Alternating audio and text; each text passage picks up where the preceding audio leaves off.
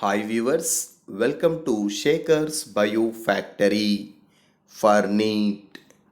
If you like this video, subscribe my channel and click on bell icon to get notification. In this video, I am going to explain one of the topic in transport in plants. It is plasmolysis, imbibition and diffusion pressure deficit concept. The behavior of a plant cell or tissue with regarding to water movement, it completely depends on the nature of surrounding solution. And these solutions are basically three types. It is due to depend upon its osmotic concentration with respect to another solution or cell sap. In this, the first type of solution is hypotonic solution. Second type is hypertonic solution. Third type is isotonic solution. The first type, hypotonic solution, that means a solution whose osmotic concentration is less than that of another solution or cell sap is called hypotonic solution. In this, the cell sap consists of more concentration than surrounding solution, like 20% of salt present in cell sap and 10% of salt present in surrounding solution. Compared to cell sap, the surrounding solution is very dilute. Such a solution is said to be as hypotonic solution. And the second type is hypertonic solution. A solution whose osmotic concentration is more than that of another solution or cell sap is called hypertonic solution.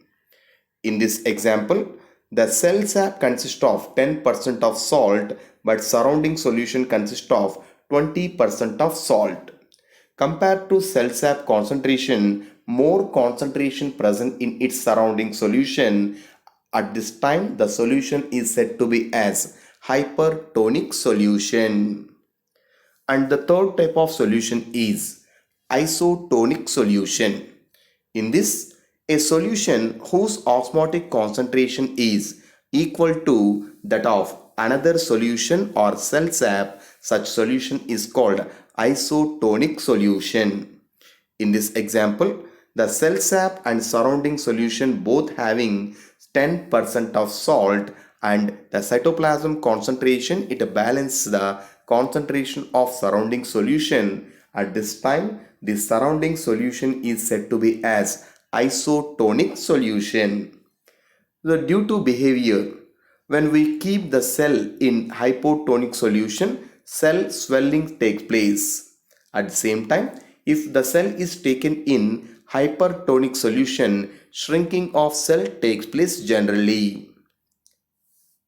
Due to water movement and behavior of cell depending upon its surroundings, we can observe different conditions in a cell. In this, the first condition is plasmolysis. When a living plant cell is placed in hypertonic solution, at this time, due to concentration gradient, the movement of water take place outside of the cell is called exosmosis. At this time, the water which is present in cytoplasm first removed from the cell, then it is followed by movement of water present in vacuole, and this water also came to outside of the cell into hypertonic solution. During this moment, the water when it is drawn out or came out from the cell through diffusion process into surrounding extracellular or outside of the cell fluid, that leads to cause of protoplast shrink away from the wall, and then the shrinking of cytoplasm take place is called plasmolysis. During this plasmolysis, it occurs when the water is completely moves out from the cell, and then the cell is said to be as plasmolyzed cell. In this plasmolyzed cell, the shrunken protoplasm it settle at one corner.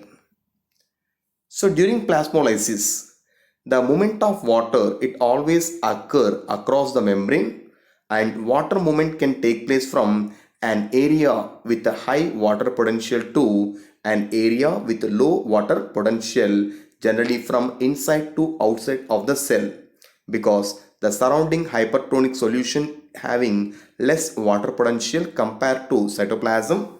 At this time, depending upon concentration gradient, the movement of water take place from inside to outside of the cell. That cell is called plasmolyzed cell.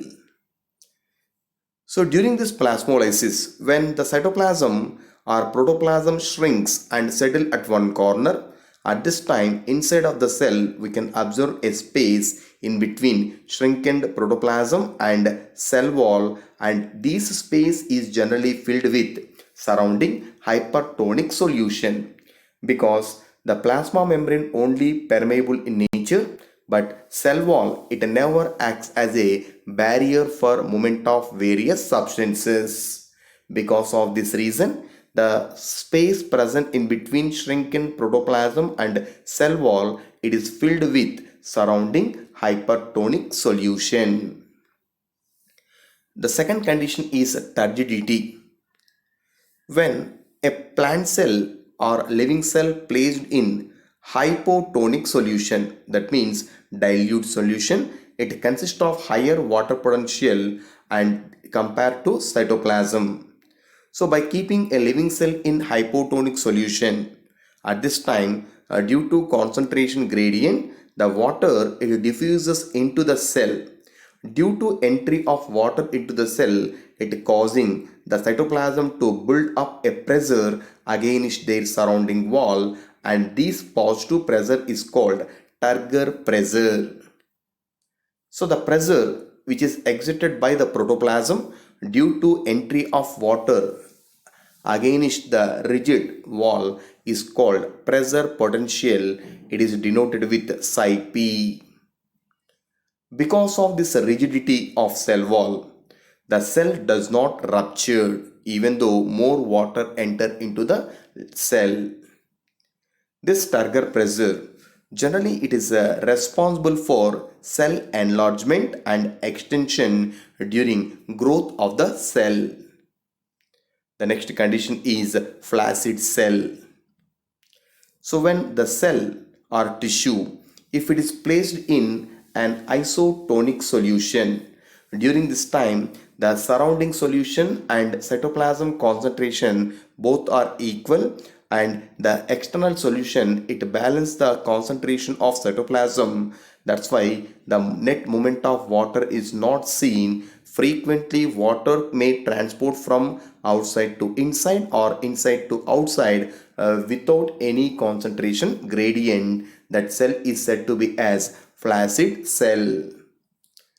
If the external solution is isotonic, that leads to water flow into the cell and outside of the cell, that causes equilibrium. The next concept is a deplasmolysis. So after cytoplasm shrinking, when the plasmolyzed cell, if it is placed in hypotonic solution, at this time due to entry of water, the swelling of plasmolyzed cell it take place, and then it gets its original state. That process is called deplasmolysis. So this deplasmolysis process occur when a freshly plasmolyzed cell, if it is placed in hypotonic solution or pure water only. The next concept is imbibition. So imbibition is a process in this the absorption of water by hydrophilic solid particles of substances without forming any solution is called imbibition. At this time, imbibition is a special type of diffusion. In this, when water is absorbed by solids or colloids and causing them to enormously increase in volume. So some of the examples like the solid substances which takes part in imbibition are called as imbibents. Example, dry seeds and dry wood, it have a nature to absorb water, and these are example for imbibents.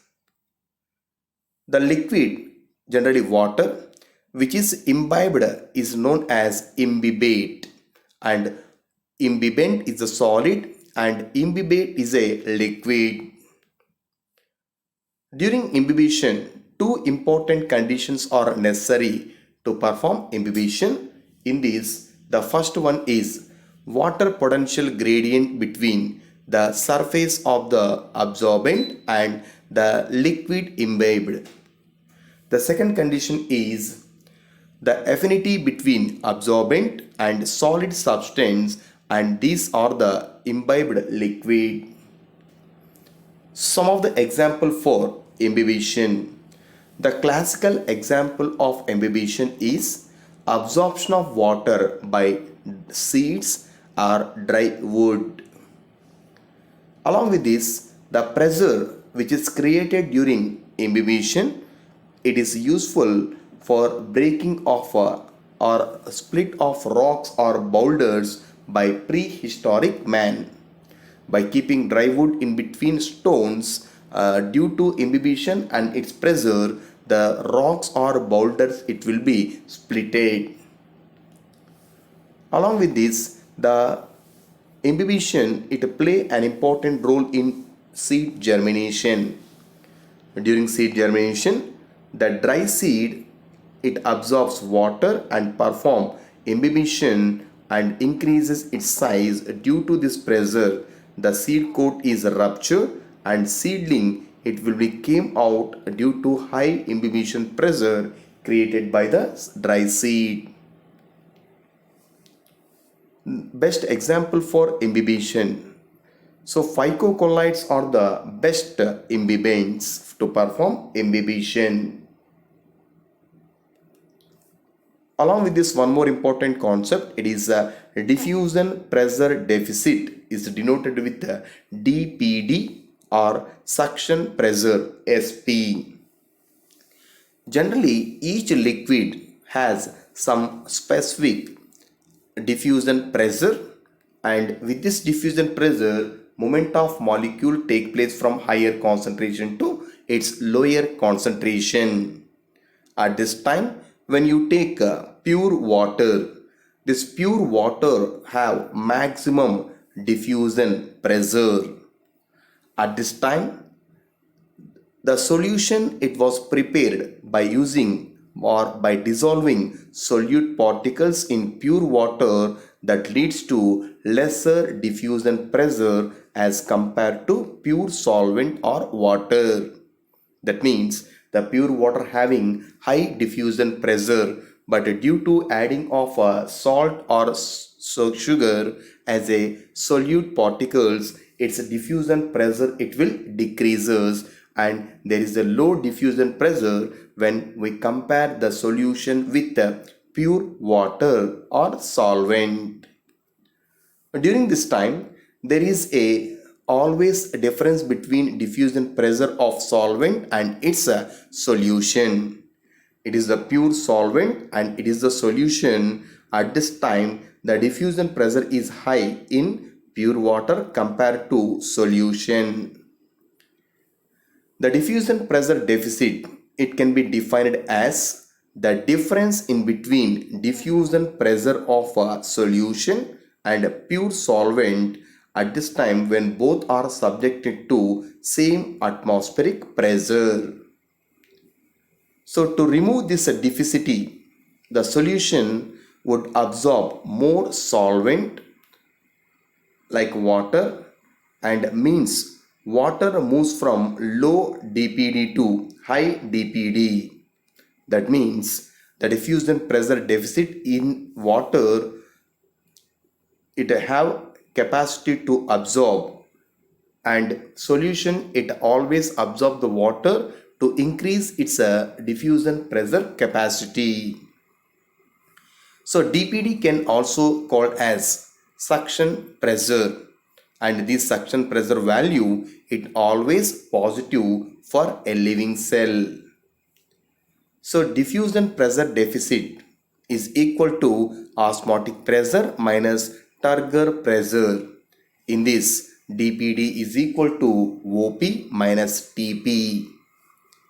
At this time, when a cell is called flaccid, so flaccid cell is nothing but when it's kept in a high isotonic solution is called flaccid cell. At this state, the dPd is equal to OP, and the entry of water into the cell it causes some pressure, it is called turgor pressure. When the increasing turgor pressure it become equal to that of decreasing osmotic pressure, the entry of water into cell it would be stopped because of this turgor pressure, and this turgor condition of cell is expressed as OP minus Tp is equal to 0. Osmotic pressure and turgor pressure become 0, and that indicates dPd is equal to 0. It is the concept of diffusion pressure deficit or suction pressure. Thanks for watching.